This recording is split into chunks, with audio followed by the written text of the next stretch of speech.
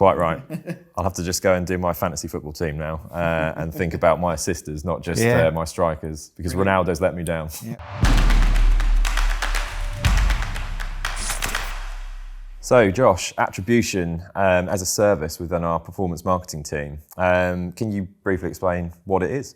Yeah, so attribution is all about putting the processes and putting the tools in place that will allow you to have a much better visibility of how your different touch points are impacting the user, and as they sort of journey down your marketing funnel, how those different touch points impact your end conversion point. Yeah.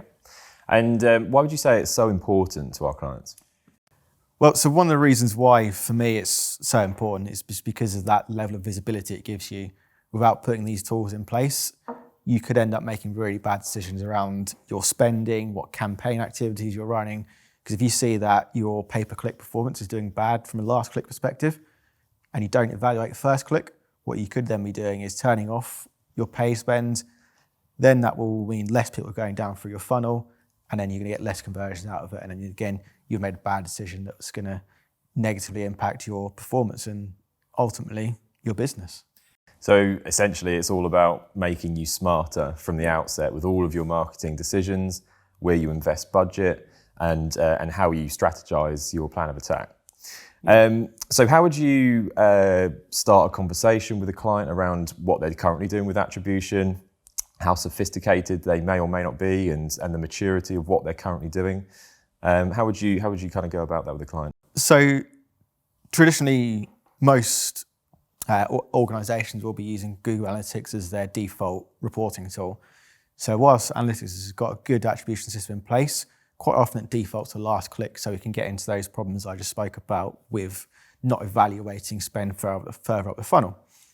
So always a good place to start is exploring multi-channel funnels which are built into GA, as they'll give you position-based, they'll also give you some last click information, they could also give you first click. As long as you've got your goals set up, that would be a good place to start. But I know your experience with Google Ads, there's plenty more in there as well. Yeah, there's many different ways within just Google Ads on how you can attribute. There's a range of different models that you can use. And how important would you say it is the general setup of someone's Google Analytics account and the hygiene within that in terms of before you even start looking at the sophisticated side of attribution? You need to be confident within your setup. If you've got a bad setup, you've got filters missing, you don't even have goals set up, you're going to be in a real bad place to start. So making sure that is in place and is in real good standings, I would say that is your number one priority, and then start moving on to where you can start doing those cooler things of attribution. But really, Google Analytics, Google Ads, they're just the start of attribution. Yeah. There's much more extensive tools out there, and there's also some things that we do of building out bespoke systems, which will give us much better clarity over what's actually happening. But also, by doing those bespoke systems, it doesn't just stop at the lead. We can also see up and then looking at CRM data, seeing how a lead progresses through that and becomes a sale, how that impacts lifetime value, how it impacts average order values, etc., and all of those really important higher order thinking metrics. So there's a lot of sophisticated stuff you can do, but ultimately it all comes down to how well your foundations are set up within Google Analytics, within Tag Manager, your events, your goal tracking. That has to be in place first. And what do you kind of see in terms of the similarities and differences between some of our bigger clients and also some of our smaller clients that have less sophisticated needs, but it's still important. Doesn't matter what your marketing spend is, attribution, it has to be a factor. Yeah, so the attribution system you put in place, it has to work for you. So there will be some bigger organizations like Mazda who will have some insane attribution system in place, which for local sort of carpet company, that's just going to be overkill. So it's really about finding that system that works for you, because if you're on a smaller scale, then you need to be more precise and you need to almost have a greater level of detail to understand where it's most effective to place your spend. So it could be as simple as having anonymized data coming into a shared database where us as marketers, we can feed the information straight into that database. We can send through the channel someone came from, where they originally came from, what page they viewed, what device they were on, and then that can be then shared with the client or the customer, who can then as that client or as that lead progresses through their own internal systems, updating the quality of the lead, how much it was worth, what the expected lifetime value is. And then because now we've got that information, we can then make better spend of their maybe limited budget because they're not up to the levels of Mazda. Exactly. Whereas some people, like we've got some larger clients where there will be a whole system in the back end that will be repeatedly feeding in data, sharing information between analytics platform, pipe drive, CRM, and then we also would then bring it all into place using a data visualization platform such as Google Data Studio. So it's a real slick on the pulse view of the data, seeing where people are progressing through different stages, understanding what channels are doing well, which ones aren't doing so well. Then we can also start looking at, okay, so from paid search, for argument's sake, we got 90 leads. From that 90 leads, we got 60 sales. Yeah. But organic search, we got 90 leads, but we only got 45 sales. So using that data, we can start understanding what type of customer we get through those different channels. And again, feeding that information back up to marketing, getting those decisions right, and really making data-driven decisions to better inform our marketing, make better use of the spend, and grow businesses quicker and faster. And I think with a background in paid media like myself, it's so valuable to have that data to hand on both big accounts that you're working on smaller accounts. Sometimes it's even more important on the smaller accounts that have less budget to play with. We have to be more smart with it, to have that tangible qualitative data that's coming straight from the client's view of things. And then we can use that to help us change bids within the Google Ads platform or on paid social. And we can use that to basically inform all of our decisions that we make for clients and make that budget work as hard as possible. What kind of ways in which would you kind of use any analogies that you might use to kind of explain, because it's quite a difficult thing to kind of get your head around attribution. It's very technical, a lot of data, but there are ways in which we can kind of start to help to explain it. Yes, so everyone at Strategiq will know that I love an analogy, whether it's throwing a rock into the water for SEO or a car engine for Data Studio and putting mods on that. But my favourite one for attribution probably goes back to football. So traditionally what we would do if we were running on a last click model, we're going to be giving all of our credit through to our strikers. So it could be Ronaldo, it could be Messi, it could be Thierry Henry.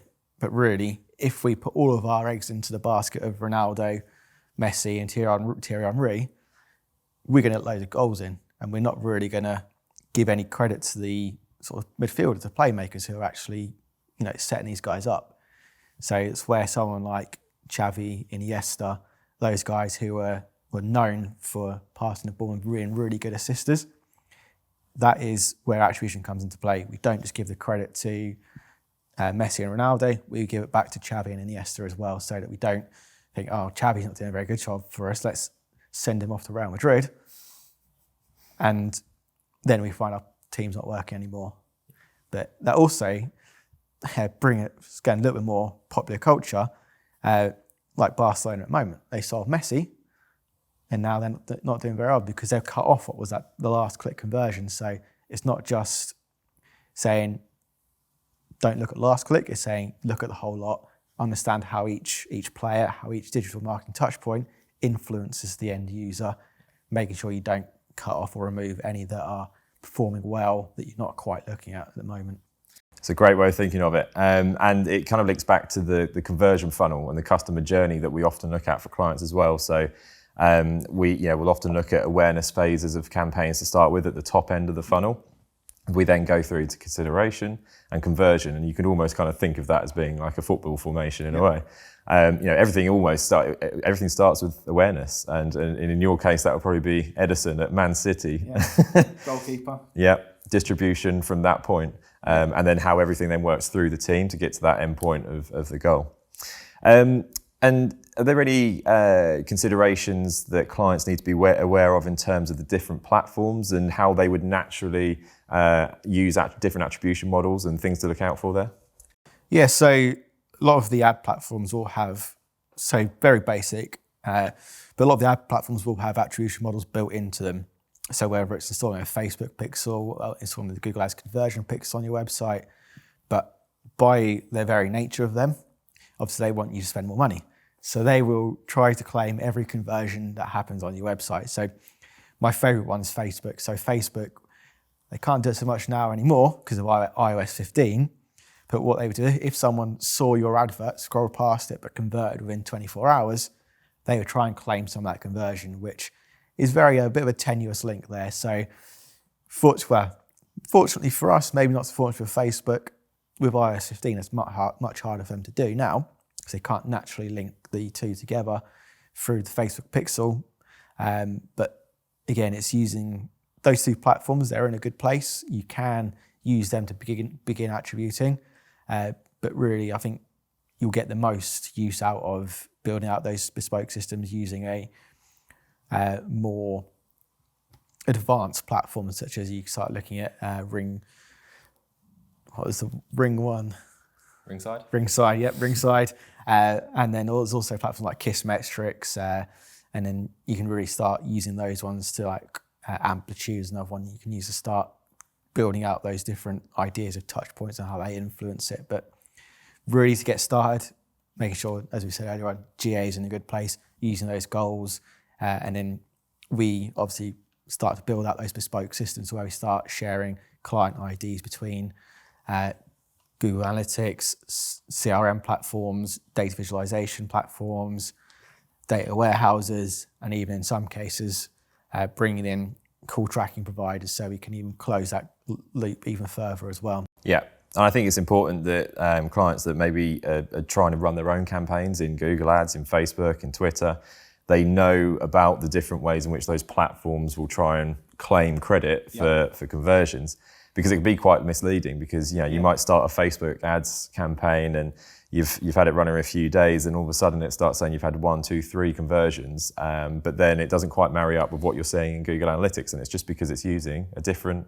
attribution. Yeah. One of my favourite ones is probably where Google Ads will claim a point of a conversion. So you might come into your Google Ads conversions one day and see 58.6, because it's trying to measure where it maybe is influenced, but not convert someone. So always have to look at Google Ads conversions a little bit. Okay, there's certainly other factors at play here, not just giving all the credit there, as we've already spoke about, is that just giving that best view of the funnel is the way to go. Yeah, and it links back to the importance of Google Analytics at the start as well, because everything really in terms of how you report on an attribute to clients needs to the data has to come from one place. So I wouldn't be an advocate of reporting on conversion figures from the platform itself, so Facebook, for Twitter, even Google Ads, because once you import it into Google Ads, it can often be different to what you see in Google Analytics. I'd always use Google Analytics as your central point of truth, and we can then build any data studio or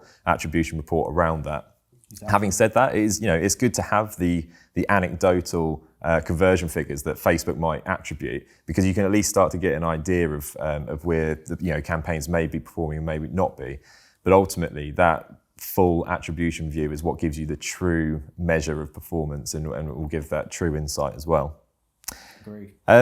In terms of, there's been a lot spoken about recently in terms of iOS 15 and the updates there in terms of privacy. What would you say are the key things to look out for there in terms of what that might mean to attribution across the different channels? So it will certainly impact the ability to attribute within Facebook. So there is the conversions API that you can set up. However, it's quite a lengthy process. There's lots of things involved. But for me, the most important thing is making sure you've got solid UTM tracking in place, and then using analytics to do that part of attribution, making sure that you've got your page social channels set up, you've got your UTMs feeding in, so that whenever someone clicks onto your advert on Facebook, you know that's happened within analytics, and it doesn't just go into the ether. You can actually understand, okay, I've got 5 clicks from this advert, 10 clicks from this advert, 100 clicks from that one. And then you can see, using those UTMs, which one is generating conversions and which ones aren't. But with the UTMs as well, I'd always recommend going super granular, having them down to your individual ads, because it gives you so much insight. For example, I think for a client at the moment where we can see the location where someone's based, We can see what their interests are based on Facebook's interest targeting. And then we can also see their persona based on how we're targeting ages, demographics, which just gives us so much insight to begin optimizing those campaigns. Without that information, we wouldn't be making good decisions, and these decisions wouldn't be based on data, and we'd just be not doing the best job we can do by not having that level of granularity available to ourselves. Absolutely.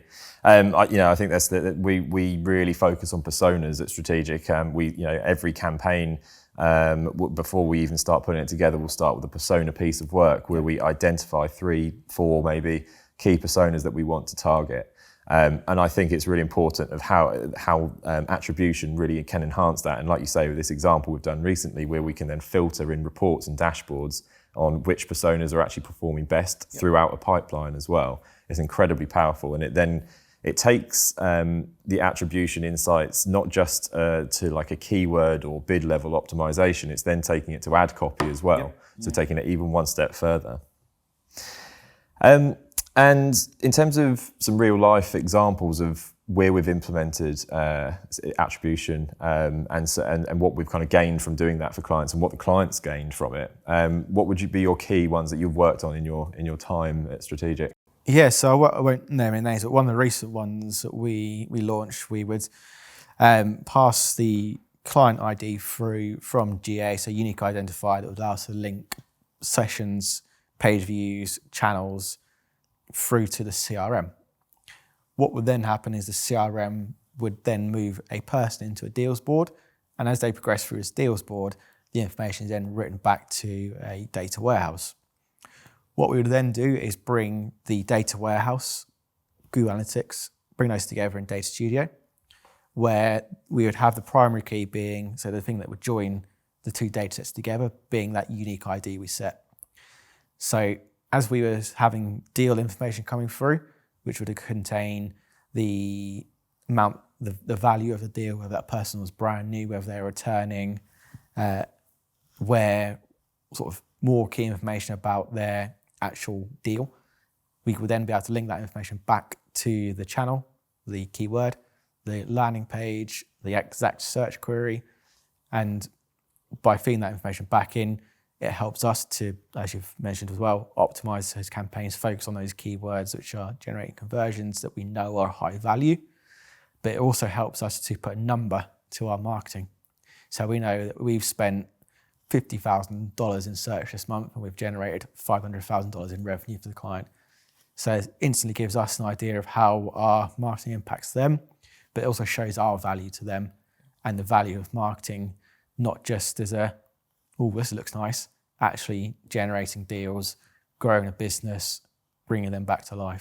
Exactly, and actually in that particular scenario where we can go right back down all the way to a search term in paid search, that has triggered a certain deal. And if we can see that that has triggered a high value deal to come through into the pipeline, we can also give that insight to the SEO team as well. So that might be a way of further unearthing keyword opportunities that weren't thought of previously. We can then get the teams working together and we can start to maybe do some research around these areas. And it's something that's worked really well with this particular client. So if we were to kind of summarize attribution and its importance and some key takeaways for clients, and also then the steps that they need to go through in terms of actioning or getting started with attribution, how would you kind of summarize it? That's a big question, that one. So just to summarize the importance of attribution, so without attribution, you are going to be misevaluating your campaigns. You'll be underservicing marketing. You might be intentionally or unintentionally cutting something off that will stunt your business growth. You won't be able to hit your targets because without having that true visibility of what marketing touchpoints make a difference, you could turn one off and live to regret it.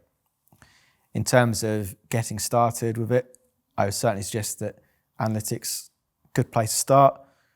Get that into a real strong place with your goal set up, having your multi-channel settings all in the right place, making sure that they're using custom channels. So you've got your paid socials, you've got your generic paid search, your brand paid search, all those feeding in. Then start you can even build your own attribution models within GA. So you're not just limited to first, last, or last click. You can build your own, but ultimately I would suggest that it's about building that system that works for you, whether it is that sharing of a unique ID between analytics and your CRM system, or whether it is piping in lead data, anonymizing it into a data warehouse where you can then provide qualitative feedback on it, and which then can be fed back into the marketing cycle with the team to optimize the campaign. So 2 different ways of doing it, but definitely working out what system works for you is a real good place to start once you've mastered GA. I mean, that all sounds very complicated. So I mean, I would kind of simplify what the next steps in terms of just come and speak to the performance team at Strategiq, because we can just start those conversations. We can put it into layman's terms or football terms, because that is often easier in terms of explaining it and getting your head around it. And then we can go through all the different types of solutions that might be available. And we need to consider all aspects of marketing activity, CRMs that are being used, email platforms that are being used. So we can start those conversations, and we can really find a bespoke solution that just works for you and what you want to achieve through your marketing. And more analogies as well. I mean, you could probably do it for F1 teams. Like Lewis Hamilton doesn't win all these titles on his own, so that's quite right. I'll have to just go and do my fantasy football team now and think about my assistants, not just my strikers, because Ronaldo's let me down. Bring your Kevin De Bruyne's in, your Bruno Fernandez's. Exactly. Well, I'll go away and do that. Thanks, Might take up the table a little bit.